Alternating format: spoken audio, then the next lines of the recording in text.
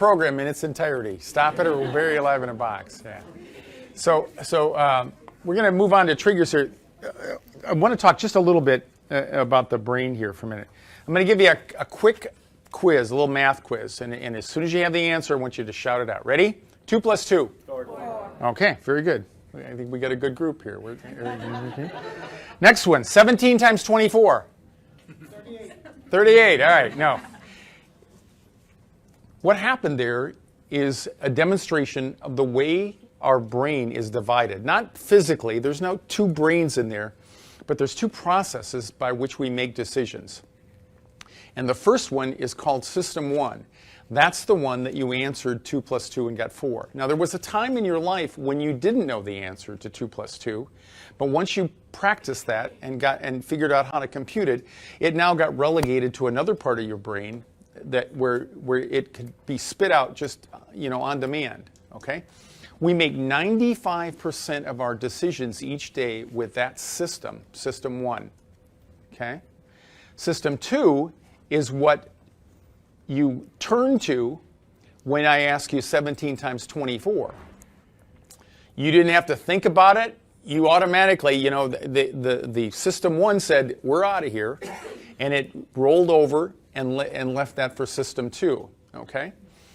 I've used a couple of caricatures for that. We talk in terms of System 1 being our elephant brain. If you think of the massive size of an elephant, 6,000 pounds, and that's what's pretty much driving you every day. If it weren't for System 1 processing and thinking and decision making, I wouldn't even be able to walk across the room with any speed at all, because I'd have to be constantly analyzing the geometry, my center of gravity, when to lift one foot up and move it to another one.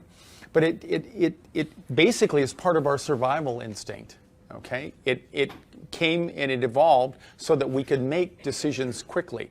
And it makes 95% of our decisions every day, typically, and about 95% of them are really quality decisions. But when it messes up, it really messes up badly. And this is where, as a fearful flyer, this is what happens to you. You have this part of you, System 1, that is confident that it's got to be, that closing the door or being confined in a small space is not good. Okay? It's totally irrational, or I shouldn't say totally all of it, but in many cases it's irrational. And then there's another dynamic going on that we'll talk about as far as triggering of anxiety. But it's System 1 versus System 2 that causes much of the problems. And so when I threw the 17 times 24 problem out to you, you could resolve that. You could solve that.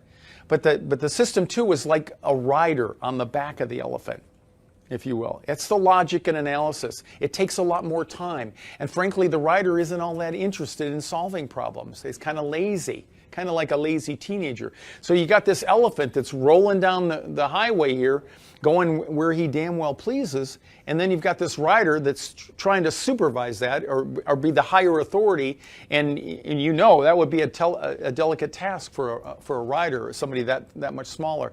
It's because if the elephant takes a left turn and you want him to go make a right turn, first you got to get him to stop making the left turn to get him back going straight down the road before you can even convince him of doing that.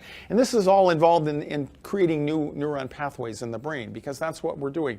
How many of you have been told when you're anxious, or particularly if you're on a plane or something like that, just breathe? Okay, you're really invoking System 1 or System 2 when you do that. That is really the most fundamental thing that you can do if you have anxiety or anxiety disorders, is to slow your breathing down, because it does take the rest of your physiology with you. It lowers your blood pressure, it lowers your heart rate. Okay, so that's one of the things that I offered, just to give you kind of an idea why it's so doggone tough to overcome this. At least think that you can overcome it, because you're responding automatically, and you make some of the bad decisions you make are about flying that are just totally false. And that leads us into the next part, where we're going to talk about triggers. Triggers are just like they sound, like a gun. When you pull the trigger on a gun, it activates something. It makes something happen. And so their internal responses to perceptions, remember those perceptions of threatening, life-threatening perceptions, okay? So triggers are involved in that, external events or circumstances, and depending on the story you tell yourself, they produce feelings of anxiety, panic, discouragement, despair, and other negative emotions. Here's a formula that I use a lot. E plus R equals O. If E is an event, and I'm assuming it's not something you have voluntary control over, okay? It's like you get in an airplane and they close the door. So that's an event, all right? R is my response, or more likely at your stage of fear of flying, it's a reaction, okay? So those are the two variables. The event, how you react to that event, and then it equals O, the outcome. So if you want a better outcome and you can't change the event, what's the only thing left to change? Is how you react to it, okay? An example, let's see, who I'll pick on. What is that, your husband there with? Well, but he's not, you're not afraid to fly though, right? No, okay. Yeah, I was going to insult you, but we'll save that for somebody else. Yeah. Go ahead, wait, okay, all right. What's your first name? Jeff. Jeff, okay. So Jeff, you know, I've done these classes and I've seen people like you come in and support your wife. I don't think you're going to be worth a damn for her, you know? It's just kind of the way it is, you know? Okay, so now, after saying that to Jeff, is his self-esteem going to go up or down based on that equation? Down. Probably up. You're both wrong. Thanks for playing, right? Because the equation says it's his reaction. So it's what he tells himself after that. And he's got a lot of confidence, otherwise he wouldn't have displayed the confidence he's already had. But when I come over, he already knows that I probably have a lot of confidence that I'm not going to ruin his life if I joke with him, right? He can take a good joke. So he's already telling himself what? I can take it. Ron picked me over everybody else in this room, okay?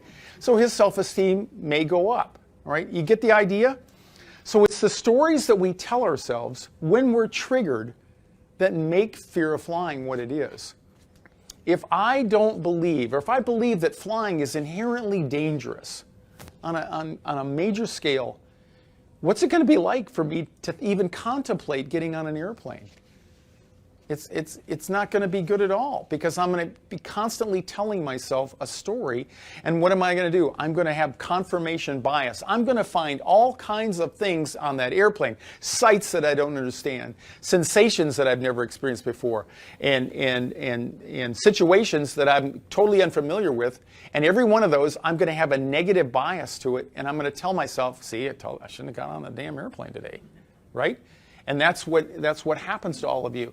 And so you started at such a sizable disadvantage. Why do we have such strong negative biases? That's how our ancestors got here, right? They had the worry gene. We had ancestors that didn't make it. What happened to them? They heard a rustle in the bush, and they said, it's probably just the wind, right? And then they got eaten. And then Eugene, the other guy in the twosome there, he said, I'm going to put that down. I'm going to store that away, record that for the future. I'm not going to put myself in that situation. So Eugene gave us the worry gene. And with people who have anxiety disorders, that worry gene is just pretty much out of control. It's overreacting. Some of it might be physiological.